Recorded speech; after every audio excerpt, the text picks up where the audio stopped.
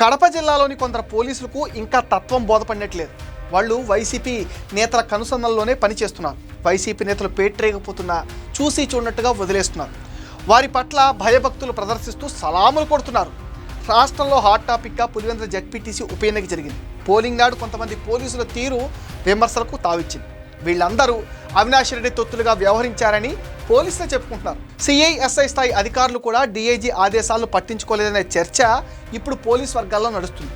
ఎన్నాళ్ళు వైఎస్ ఫ్యామిలీకి భయపడి ఓటేసేందుకు జంకిన ప్రజలు భయాన్ని వీడి పోలింగ్ కేంద్రాలకు వస్తే వాళ్లకు రక్షణ కల్పించాల్సిన పోలీసులు బాధ్యతలు వదిలేసి అవినాష్ రెడ్డి సేవలో మునిగి తేలారండి.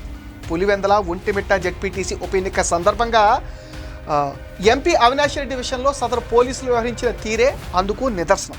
అవినాష్ రెడ్డిని అదుపులోకి తీసుకునే సమయంలో ఉన్నతాధికారులు సహాయ నిరాకరణ చేయటం, ఆయన పోలీసుల నుంచి తప్పించుకుని వెళ్ళిపోతే వెంటనే పట్టుకోకుండా మధ్యాహ్నం వరకు చోద్యం చూడటం వంటి చర్యలు తీవ్ర విమర్శలకు తావిచ్చాయి.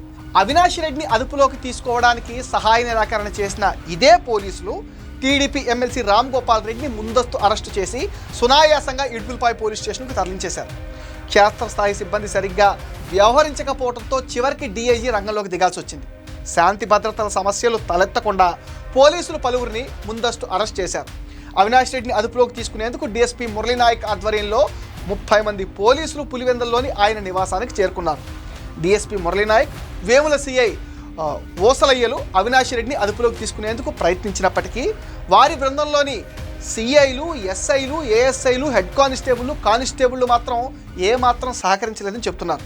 అవినాష్ రెడ్డిని పట్టుకోవడానికి భయపడి చోద్యం చూస్తూ నిలబడ్డారంట.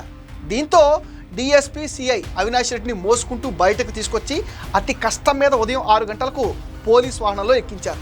అక్కడి నుంచి ఎర్రగుంట వైపు తీసుకెళ్తుండగా జమ్మలమడుగు మాజీ ఎమ్మెల్యే సుధీర్ రెడ్డి అడ్డుకున్నారు. అవినాష్ రెడ్డి తప్పించుకుని సుధీర్ రెడ్డి ఇంటికి చేరుకున్నారు. అయినా పోలీసులు ఆయన్ను నిలువరించలేదు.